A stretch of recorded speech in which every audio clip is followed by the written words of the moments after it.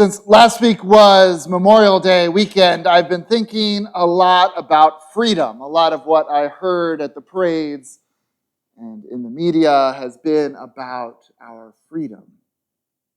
And if there's one value that just about everyone in this country still rallies around, it's freedom.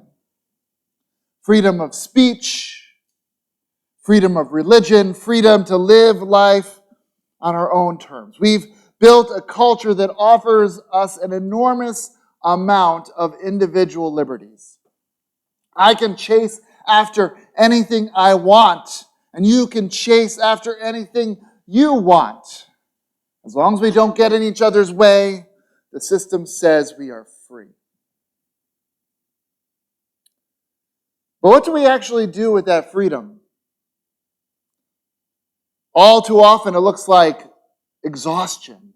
We work long hours. We juggle side gigs to stay afloat.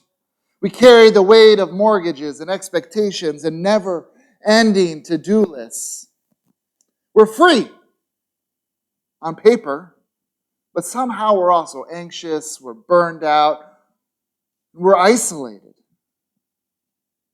Is that really freedom? There's a difference between having freedom and being free. Somewhere along the line, I think we've lost sight of what real freedom looks like.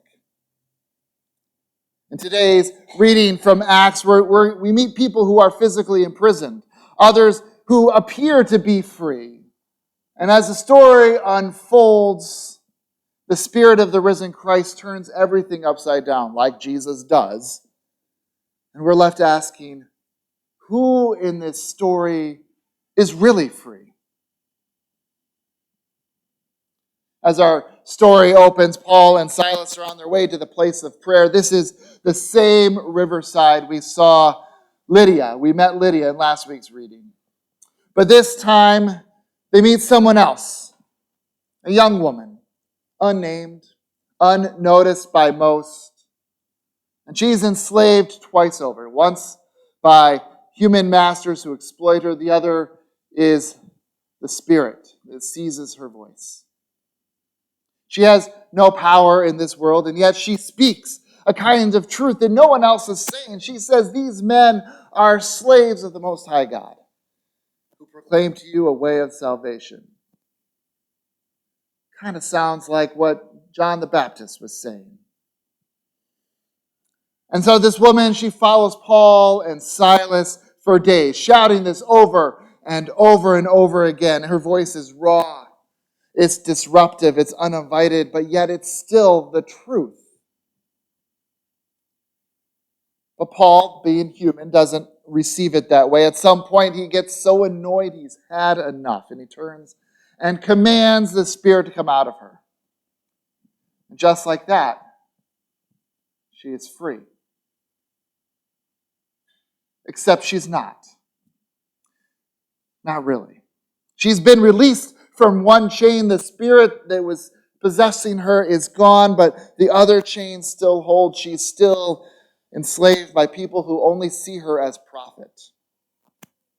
And her liberation costs them money, so that's where the real backlash begins. The traffickers, they seize Paul and Silas. They twist the narrative. They stir up the crowd, saying these men are Jews, foreigners, troublemakers. They're not like us. It's the oldest play in the book, isn't it? When power is threatened, power blames the outsider.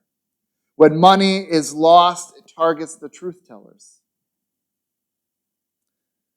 So Paul and Silas are publicly beaten, humiliated, and thrown into prison. No trial, no justice, no voice. And in that cell, locked away and wounded, they do something remarkable. They sing. Not because they're naive, not because they're free of fear and pain. They sing because we know they are rooted in something deeper than that fear. They are rooted. And they sing because even in the dark, they trust that God has not let go of them. Their songs are a kind of protest, a kind of prayer. They sing because grace is still real, even here. And that grace answers back. The ground shakes, the walls crack, the doors of the prison, they fly open. But Paul and Silas, they don't run, they stay. When the jailer sees the doors are open, he assumes the worst because in his world, failure means death. He is like the woman before him, caught in a system that values only what you produce. A system where one mistake can cost you everything. And so he prepares to end his life. But then Paul speaks, hey, don't harm yourself. Everyone's still here. Look, we're all here. I think that's one of the most powerful lines in the book of Acts. Because it wasn't, every man for himself. It was, we are all here. It's not, run while you can. It's, we're all here. That one sentence shifts the whole story. It's no longer about escaping the prison. It's about transforming it. It's not about breaking free alone. It's about choosing to stay together, to create a space where the jailer, the prisoners, the outcasts, and the apostles, they all belong together. Like our friends right here. A space where grace has the final word. Paul and Silas lived in a world of conflict. And so do we. We know that. We often feel at risk, worrying about the future of our church, our nation, our planet. We are mortal beings, so we and those we love may face debilitating pain, illness, and the dying process itself. We also feel anxiety at the continued rise of racism and Christian nationalism and internal threats to our democracy and the epidemic of gun violence. To all appearances, we are at mercy to the powers that are bigger than us, greater than ourselves. We are tempted to succumb to weak resignation at the evils we deplore. To quote early 20th century preacher and hymn writer Henry Emerson Fosdick. So how do we faithfully prepare ourselves for all these realities we can't control? The greatest obstacle, I think, is not the challenges themselves, but the myth that we have been sold. The myth of rugged individualism.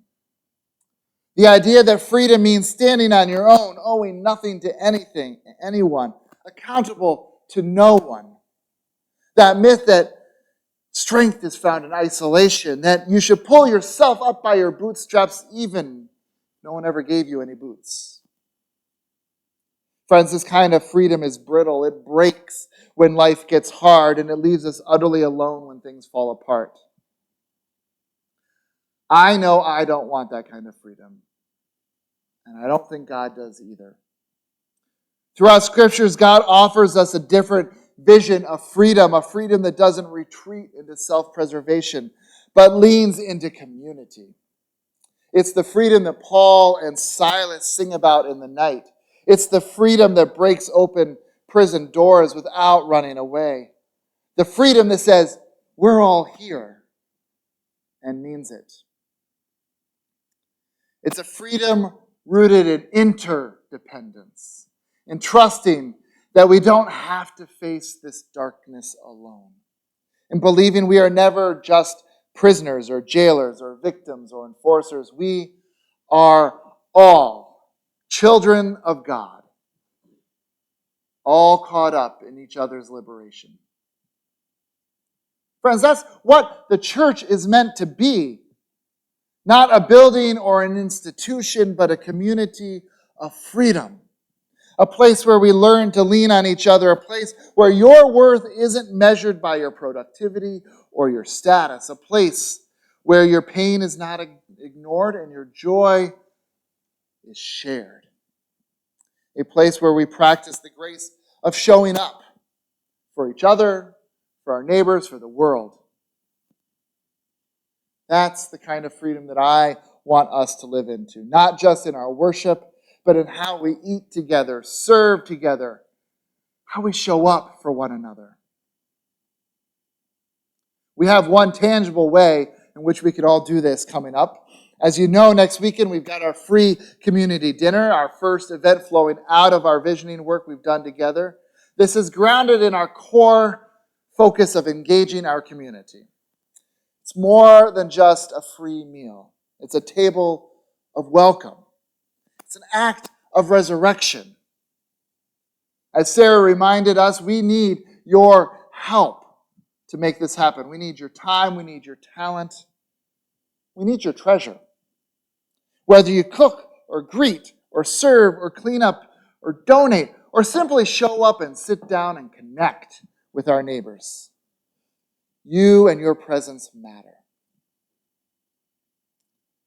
This dinner is a wonderful, wonderful opportunity for us to eat together, laugh together, meet someone new, and remember that we belong to each other. That God's dream for the world includes everyone at the table. And if we're running out of room, we build a bigger table. Because that's how resurrection still rises. Not just in miracles or in earthquakes, but in casseroles, in conversations, in community. This is the freedom that Jesus offers. Freedom that liberates from isolation. Freedom that says you are not alone. Freedom that lifts others as it lifts us up. Freedom that is only complete when we find it together. So may we rise. May we sing. May we show up for one another. And may we live like we are already free together. Amen.